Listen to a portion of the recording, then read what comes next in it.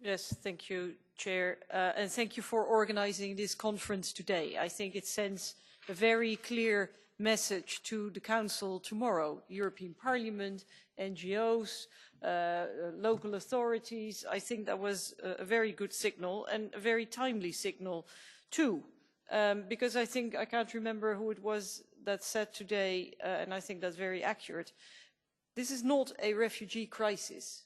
It is a political crisis.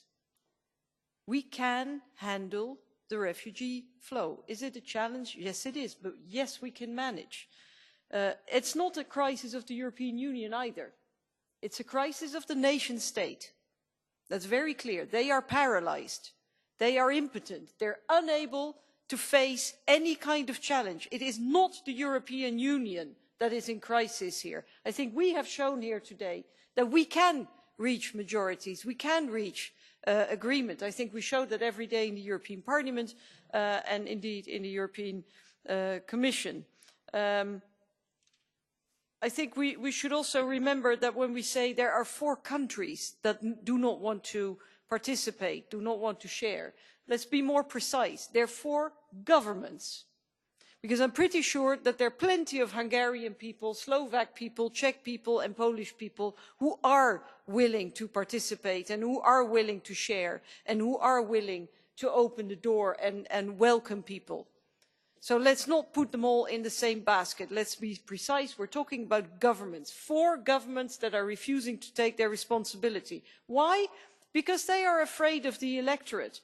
And I had to think a little bit, because one of the Polish colleagues was accusing Mr. Juncker of lecturing, and I had to think back to something that Mr. Juncker once said. You know, in politics, it's not so difficult to do the right thing. It's just very difficult to get re-elected afterwards. But I think, if anything, Mrs. Merkel has shown that it is actually possible to do the right thing and be re-elected. Or in any case, she's doing very well in the polls. I also think that, you know, people are saying, oh, this is too much, we cannot cope. The European Union, Europe, this continent is the richest continent in the world. We are the most prosperous, the best organized, the best developed. If we are not able to do it, then who is? What makes us believe that, I don't know, Jordan, Lebanon, Libya, Turkey, Tunisia, whatever, other countries are able to do what we are unable to do? That's completely unrealistic. So we have to do it, we can do it. And then finally, 2 final remarks. One about the programme, because I do object a little bit, and with all due respect to colleague Diaz de Mera, who is doing a very good job and who is often an ally, but to those who make the programme, I feel it was misguided to include a session on security in a conference on refugees. I think that was really not the right choice. And finally, just a random remark. Maybe everybody in Europe should be obliged to make a visit to Ellis Island. Ellis Island is the island just off the coast of New York, where all the migrants, and most of them were economic migrants, as we would say now, but many of them were also refugees, where they arrived to make a new start in life in the United States. I visited it once and it left a lasting impression, because you know what? Those people, that was us.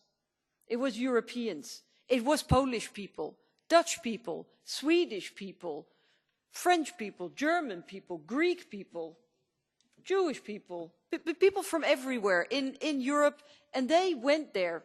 And I saw the portraits that one of the civil servants made of all the people who arrived, and they were visibly tired, they were dirty, they were a bit apprehensive, but they also expected so much of the country where they arrived. And you know what? They built the United States. And I think everybody should go there and, you know, look at those pictures, because it's our mirror image, it's us. And I hope that we can be the same for people arriving in Europe who expect a better future, who expect to build their lives here. Thank you. Thank you very much, Mrs. Veld.